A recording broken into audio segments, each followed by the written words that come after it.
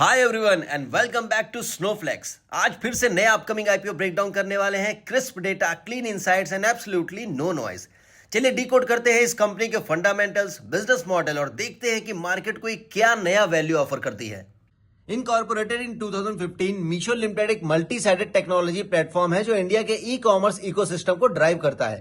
Company अपने platform पर consumers, sellers, logistics partners और कंटेंट क्रिएटर्स इन 4 स्टेक होल्डर्स को कनेक्ट करती है। ब्रांड नेम मीशो के अंदर कंपनी अफोर्डेबल प्रोडक्ट्स और सेलर्स को लो कॉस्ट बिजनेस ग्रोथ का मौका देती है।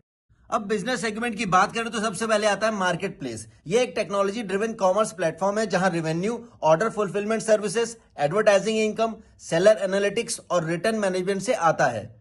दूसरा है न्यू इनिशिएटिव्स, जिसमें कि low cost local logistic network और डिजिटल फाइनेंशियल सर्विसेज प्लेटफॉर्म आते हैं। अब ऑपरेशनल स्ट्रेंथ की बात करें तो सितंबर 30, 2025 तक पिछले 12 मंथ में मीशो के पास 7,06,000 से ज्यादा ट्रांजैक्टिंग सेलर्स हैं, 234 मिलियन एनुअल ट्रांजैक्टिंग यूजर्स हैं और वाल्मो के थ्रू एक स्ट्रॉन्ग लॉजिस्टिक नेटवर्क है जो फर्स्ट और last mile partners, sorting centres और ट्रक ऑपरेटर्स को इंटीग्रेट करता है।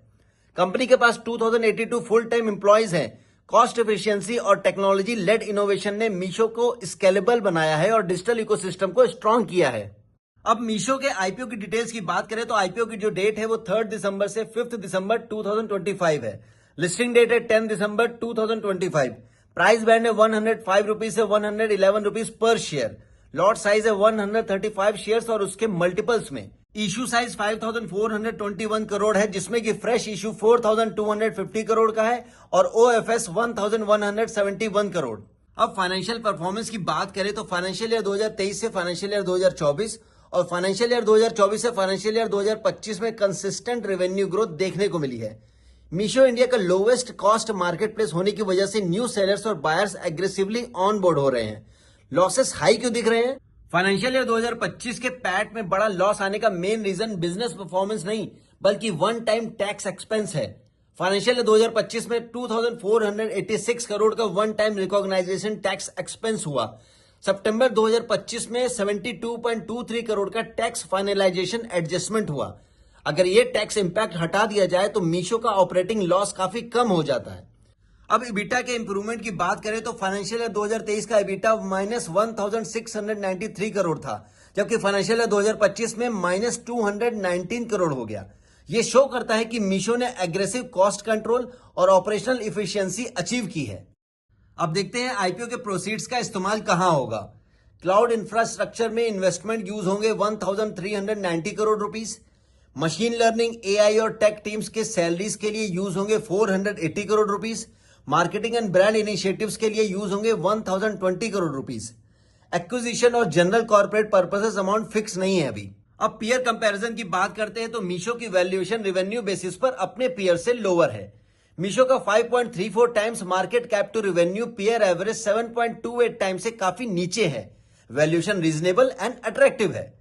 काफी पीयर्स प्रॉफिटेबल है, ट्रेंट, एवेन्यू सुपरमार्ट्स, नाइका, लेकिन Meesho, Swiggy, first cry loss making है। ओएफएस का साइज भी बहुत बड़ा नहीं है, जो एक पॉजिटिव साइन है। ये एक थोड़ा पॉजिटिव साइड पर है। इन्वेस्टमेंट व्यू ऐसा बनता है कि कंपनी के पास स्ट्रॉन्ग सेलर और यूजर ग्रोथ है। पीयर कंपैरिजन में वैल्यूएशन रीजनेबल भी है। जीएसटी रेट कट से डिमांड भी रिव्यू होने के चांसेस है। टेक लेड बिजनेस है जो लो कॉस्ट बिजनेस मॉडल में चल सकता है। कंपनी में रिस्की पार्ट है कि कंपनी अभी लॉस मेकिंग है। कंपटीशन टफ है। अमेजॉन, फ्लिपकार्ट, जियो मार्ट, बिग प्लेयर से कंपटीशन है।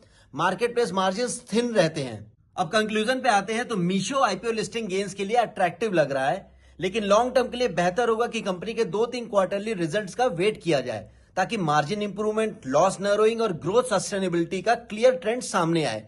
फिर लॉन्ग टर्म व्यू बनाइए। अगर आपको ये रिव्यू हेल्पफुल लगा तो लाइक करो, शेयर करो और सब्सक्राइब करो स्नोफ्लेक्स चैनल को।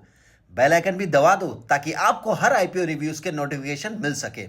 कमेंट सेक्शन में बताएं आप अप्लाई कर रहे हो या स्किप कर रहे हो।